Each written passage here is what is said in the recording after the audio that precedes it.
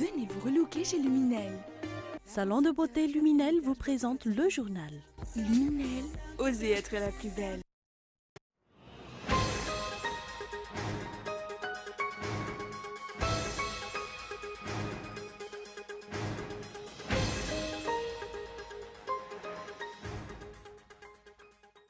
Claudine Razamamoun se trouve actuellement au Fortis Clinique d'Arnay, à Curepipe, Île-Maurice. D'après une source bien informée auprès de cet hôpital, elle se porte bien et devra sortir de l'hôpital demain, au plus tard après-demain.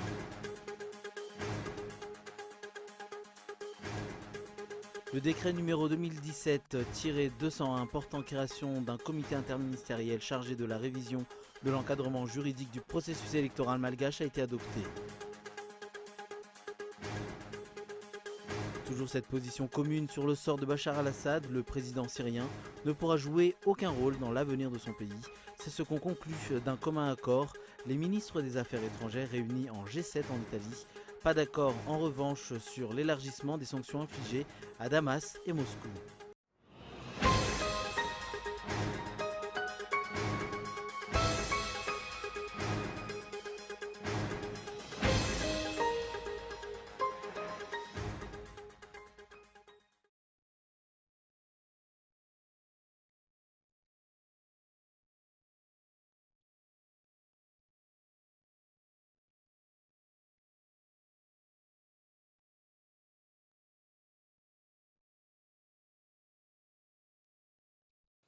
Bonsoir et bienvenue pour ceux qui viennent de nous rejoindre sur Cool TV. Dans l'actualité ce soir, Claudine Razamamoun se trouve actuellement au Fortis Clinique d'Arnay, à Curepipe, Île-Maurice. D'après une source bien informée auprès de cet hôpital, elle se porte bien et devrait sortir de l'hôpital demain, au plus tard après-demain. Reportage.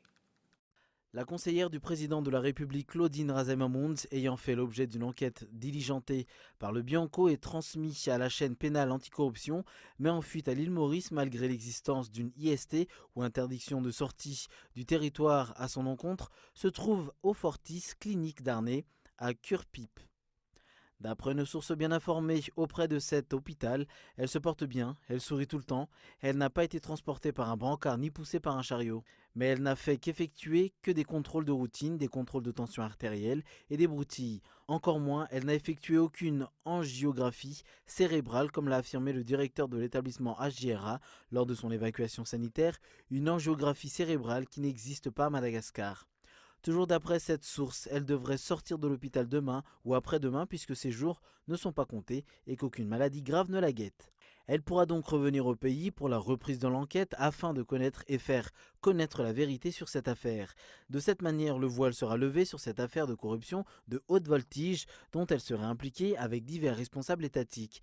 D'ailleurs, une enquête doit également être diligentée sur la situation qui a permis à cette femme d'affaires frappée d'IST de sortir du territoire.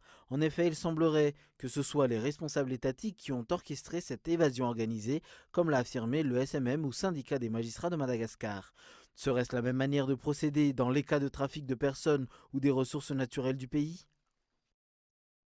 Claudine Razamamoun peut être poursuivie comme tous les citoyens, réitère le procureur général du tribunal de première instance. Une extradition peut également avoir lieu où le magistrat traitant l'affaire peut passer la poursuite à son homologue de l'île Maurice. D'après un spécialiste en relations internationales, l'état de droit et la bonne gouvernance ne sont pas effectifs à Madagascar. Tout de suite les images. Le procureur général Jacques Randjanassoul a réitéré ce jour que l'évacuation de Claudine Razamamoun ne fait qu'empirer les chefs d'accusation à son endroit. Concernant la sortie de la dernière interdiction de sortie du territoire, il a également affirmé que la police des airs et des frontières ne peut pas nier le fait que le document leur a été transmis. Je suis un peu étonné que certains réseaux sociaux affirment que ce n'est pas affiché à IVAT. Pourtant, c'est le Bianco même qui a pris en main le fameux IST et ils se sont chargés de le remettre au chef PAF. Je crois que le chef PAF n'allait pas dire qu'il n'a pas encore reçu ces interdictions de sortie. Être conseiller spécial du président de la République n'offre pas un privilège d'immunité pour Claudine Razamamoun. Elle peut être poursuivie comme tout le monde. Plusieurs procédures sont possibles à l'instar de son extradition. Même si elle ne veut pas, si elle ne va plus revenir à Madagascar, comme tout le monde soupçonne, il y a une procédure qu'on peut faire. Par exemple, elle est actuellement en état de détention préventive. Donc on peut encore prolonger sa détention en attendant son retour. Si elle ne revient pas encore dans les délais, on peut encore prendre d'autres dispositions, par exemple son extradition. On peut également envoyer une commission rogatoire internationale, c'est-à-dire le juge d'instruction de la chaîne pénale va transmettre à son homologue mauricien, par exemple, de continuer l'enquête. Selon un spécialiste en relations internationales, la bonne gouvernance ainsi que l'état de droit ne sont pas effectifs à Madagascar. La fuite de Claudine Razamamounz est une décision politique et hors la loi. La question se pose aujourd'hui de savoir si véritablement nous sommes dans un état de droit. Car dans un état de droit, les gouvernants et les gouvernés sont soumis aux mêmes normes juridiques comme le précise la Constitution. Donc il semble bien que cette évasion est hors la loi, puisque donc nous sommes dans un stade, un processus d'investigation qui consiste à essayer de collecter tous les faits nécessaires pour essayer d'élaborer ce que les juristes appellent des faisceaux d'indices. Le procureur général affirme avoir sorti l'interdiction de sortie du territoire. Aussi, certaines entités sont tenues au courant, à savoir le ministère de la Justice, le ministère de l'Intérieur et la Sécurité publique ainsi que le PAF. Cependant, aucune disposition n'a été prise pour appliquer cette mesure. L'avion privé ayant transporté la femme d'affaires a tout de même décollé et sorti du territoire à destination de l'île Maurice. Une autre source révèle que la police n'a reçu aucune consigne à son sujet. Rappelons que la première IST attribuée à Claudine Razamamounz date du 29 novembre 2016, dont les responsables concernés sont tous au courant. Le procureur général a réitéré que l'affaire Claudine Razamamounz se poursuivra. Une extradition peut avoir lieu. L'on attend pour le moment si elle se remet de sa maladie, dystonie neurovégétative ou s'il s'agit d'une pure évasion. D'après toujours le procureur général, le sénateur Renan Diamandav peut être poursuivi suite à ces agitations et incitations qui ont eu lieu au Biancoan-Buibao. Sur un tout autre sujet, le décret numéro 2017-201 portant création d'un comité interministériel chargé de la révision de l'encadrement juridique du processus électoral malgache a été adopté. Toutefois, aucun délai n'a été imparti pour atteindre cet objectif. Reportage. Cela fait plusieurs années que les acteurs politiques ont demandé, voire même exigé, la révision du cadre juridique électoral malgache. Mais ces appels ont été vains. Ce n'est qu'après des pressions de toutes parts que le comité interministériel a été mis en place à travers le décret 2017-201 portant création d'un comité interministériel chargé de la révision de l'encadrement juridique du processus électoral malgache. Ce comité interministériel a pour mission principale d'œuvrer à l'amélioration de l'encadrement juridique du processus électoral malgache et d'élaborer des avant-projets de textes législatifs et réglementaires s'y rapportant. Sous la présidence du Premier ministre, le comité est composé d'un représentant du secrétaire général du gouvernement, du ministère de la Justice, du ministère de l'Intérieur, du ministère des Finances et du Budget et du ministère de la Communication. Mais des doutes légitimes se posent face à l'absence du délai imparti pour l'accomplissement des missions. Le régime en place a en effet pour habitude de faire traîner les choses et ne sortir les avant-projets de texte que quelque temps avant la tenue de la session ordinaire, comme ce fut le cas lors des discussions et l'adoption des lois des finances. Le pouvoir exécutif pourra alors évoquer une situation d'urgence, d'où les marathons dont les discussions et votent des textes législatifs et réglementaires. Les dirigeants auraient dû prévoir depuis la mise en place de ce comité interministériel, d'autant plus les différents acteurs politiques ont déjà avancé leurs recommandations face au processus électoral. Faire traîner l'adoption du cadre juridique du processus électoral ne fera que renforcer les doutes des acteurs politiques sur l'existence des visées politiques derrière cette mise en place tardive du comité interministériel.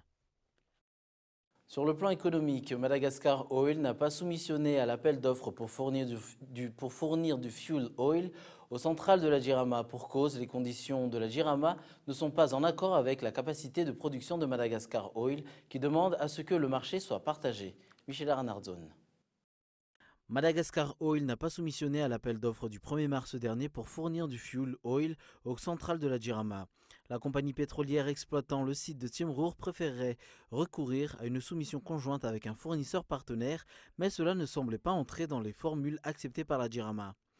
Le dossier d'appel d'offres n'interdit pas le regroupement des candidats dans la présentation des offres et dans l'exécution du marché, mais le regroupement doit se faire soit de manière solidaire, soit de manière conjointe. Cette condition est en partie une politique de l'État, a affirmé ce jour Serge Zafmaouv. Le cas de Madagascar Oil, en fait, concernant la fourniture de fuel lourd, est illogique. Et illogique parce que Madagascar Oil se trouve être en partenariat avec l'Omnis, qui représente l'État. Une partie de la production de Madagascar Oil, en fait, appartient à l'Omnis, donc appartient donc à l'État. Donc c'est un revenu, en fin de compte, qui devrait revenir aussi à l'État, en plus des taxes. Parce que forcément, Madagascar Oil paie, comme toutes les sociétés, l'impôt sur le revenu, ainsi de suite. Ainsi donc, en disant que Madagascar Oil ne pouvait pas se présenter en binôme, c'est-à-dire avec une autre compagnie partenaire pour compléter en fait la production, la fourniture de production. Ce que je trouve complètement illogique et aberrant. Parce que Madagascar Oil, donc, il y a donc des intérêts de l'État dans la production de Madagascar Oil. Donc on a intérêt en fait à favoriser au contraire Madagascar Oil. Et cela en fait va aussi diminuer le coût du fuel par rapport au prix du marché international. Pour rappel, l'huile lourde de Madagascar Oil est pourtant présentée comme étant une solution pour la société d'État. Les tests effectués sur la centrale de Manchese en septembre 2016 étaient positifs. Même si Madagascar Oil dispose depuis plusieurs mois d'un stock de 160 000 barils de fuel lourd, prêt à être utilisé et déjà approuvé par Symbion Power à la centrale de Manchese, la candidature à l'appel d'offres a pris fin à la fin du mois de mars dernier. Si les dirigeants ne favorisent pas l'achat des productions locales, comment pourront-ils attirer les investisseurs étrangers, rassurer les productions nationaux et promouvoir le Vita Malagas ? Une centrale thermique à charbon de 60 MW serait bientôt implantée à Madagascar par une société sud-africaine et une société chinoise. Un projet incluant aussi la mise en place d'une ligne de transmission de 200 km de long dans le sud de Madagascar. La centrale sera alimentée par le charbon extrait d'une mine de charbon malgache pour laquelle la société sud-africaine a obtenu une licence d'exploitation. La capacité de production de ce site de charbon serait de 136 millions de tonnes par an. Le gisement d'Imalut mettra ainsi sur le marché plus de 1,5 million de tonnes par an. À voir ce qui se passe actuellement, l'État est loin d'instaurer l'utilisation des énergies renouvelables dans le pays. Sur le plan social, les chauffeurs de taxi procéderont demain à une grève pacifique à Tsonzumbe. Ils refusent de renouveler les lanternes imposées par la commune urbaine d'Antananarive. Reportage. La tension entre la commune urbaine d'Antananarive et l'association des taxis-villes d'Antananarive monte encore d'un cran cette semaine. L'objet du désaccord tourne toujours autour de l'utilisation de la nouvelle lanterne. Pour la présidente du FTAR, Clémence Raarnirine, l'heure n'est plus aux discussions. La commune urbaine d'Antananarive continue à imposer le remplacement des anciennes lanternes. Antananarive Renvoic va organiser demain une manifestation pacifique pour justement contrer la décision unilatérale prise par la commune urbaine d'Antananarive d'effectuer un forcing quant à la distribution donc, des nouvelles lanternes pour les taxis-villes. En fait, la commune urbaine d'Antananarive et le prestataire qui ont conclu un accord verbal avec nous, bureau FTAR, n'ont pas respecté leurs engagements, n'ont pas respecté leurs paroles concernant justement donc, la distribution de ces lanternes. Les chauffeurs de taxi refusent de céder aux pressions qu'imposent ainsi les responsables au niveau de la commune urbaine d'Antananarive concernant l'application de ce projet lanterne. Par ailleurs, plusieurs anomalies sont constatées par l'association, selon toujours l'explication de la présidente de l'association. À titre d'exemple, dans un contrat assez flou proposé par la commune urbaine d'Antananarive ou encore à propos de l'échange de services entre les membres du FTAR, la commune urbaine d'Antananarive et l'entreprise concernée. Toujours sur le plan social, un enfant d'un ressortissant indo-pakistanais a été kidnappé ce matin à Danmen alors qu'il rejoignait son école. L'acte s'est déroulé sous la barbe des polices qui n'étaient pas armés et par conséquent n'ont pu rien faire. Les coups de feu ont retenti, les kidnappeurs ont pris la fuite. Dans l'actualité internationale, les ministres des Affaires étrangères du G7 sont donc parvenus ce matin à s'entendre sur le délicat dossier syrien. Si aucun accord n'a pu être trouvé concernant l'élargissement des sanctions contre Damas et Moscou, les participants se sont en revanche entendus sur le sort de Bachar al-Assad. Les participants ont décidé que le président ne pourrait plus jouer aucun rôle dans la Syrie de demain. France 24. Il ne peut pas y avoir une issue simplement militaire au conflit syrien. Nous sommes tous impliqués pour obtenir une solution politique qui ne peut avoir que deux piliers. Une nouvelle constitution et un processus politique qui pourrait aboutir à des élections en Syrie. Cela permettrait aux Syriens de décider le sort de leur grand pays. Et la Russie, qui se dit préoccupée par l'évolution des relations entre Washington et Pyongyang. Dans la foulée de cette frappe, souvenez-vous, les États-Unis avaient annoncé ce week-end de l'envoi de l'un de ses porte-avions vers la péninsule coréenne. Une annonce qui a fait ce matin vivement réagir Pyongyang, le régime jugeant le déploiement américain insensé, se disant prêt à la guerre. Reportage de France 24. Effectivement, ici on parle beaucoup de crise d'avril. Une rumeur court d'ailleurs sur les réseaux sociaux selon laquelle l'armée américaine envisagerait d'attaquer la Corée du Nord avant qu'elle ne développe son missile balistique intercontinental. Le jour J serait le 27 avril. La crainte d'une guerre totale se réveille donc. Le déploiement du porte-avions américain USS Carl Vinson et de sa flotte exacerbe bien sûr les tensions sur la péninsule coréenne. Les Sud-Coréens, première victime collatérale potentielle d'un conflit armé Corée du Nord-USA, scrutent désormais le moindre geste des imprévisibles leaders Donald Trump et Kim Jong-un. Certaines multinationales seraient même en train d'étudier le plan d'évacuation de leurs salariés expatriés en Corée du Sud. Pendant tout le mois de mars, alors que Pyongyang multipliait les bravades et les tests de missiles balistiques, les habitants du pays du matin clair étaient plutôt captivés par la destitution de leur présidente Park Geun-hye, mais un brutal changement est en train de s'opérer. Le gouvernement tente bien sûr d'apaiser la population. Le ministre sud-coréen de la réunification se veut rassurant sur l'éventuel risque d'une escalade militaire. Il s'est montré circonspect quant à d'éventuelles frappes préemptives des États-Unis contre le Nord et tente d'éteindre l'incendie allumé sur les réseaux sociaux en martelant que l'enjeu principal est la sécurité et qu'il faut avant tout sauvegarder celle du peuple. Il a également affirmé que Séoul s'accordera avec Washington avant toute prise de décision. Malgré tout, les Sud-Coréens continuent d'évoquer la date du 15 avril qui correspond à l'anniversaire de la naissance du fondateur du régime Kim Il-sung. Il est donc fort probable que le royaume ermite mène une nouvelle bravade autour de samedi prochain. Avant de refermer ce journal, voici un rappel des principaux titres de ce soir. Claudine Razamamoun se trouve actuellement au Fortis Clinique d'Arnay à Curpip, île Maurice. D'après une source bien informée auprès de cet hôpital, elle se porte bien et devrait sortir de l'hôpital demain, au plus tard après-demain. Le décret numéro 2017-201 portant création d'un comité interministériel chargé de la révision de l'encadrement juridique du processus électoral malgache a été adopté. Et enfin, toujours cette position commune sur le sort de Bachar al-Assad, le président syrien ne pourra jouer aucun rôle dans l'avenir de son pays. C'est ce qu'ont conclu d'un commun accord les ministres des Affaires étrangères réunis en G7. Voilà qui referme ce journal. Rendez-vous demain à 20h45 sur Cool TV pour une nouvelle édition. Bonne soirée et au revoir.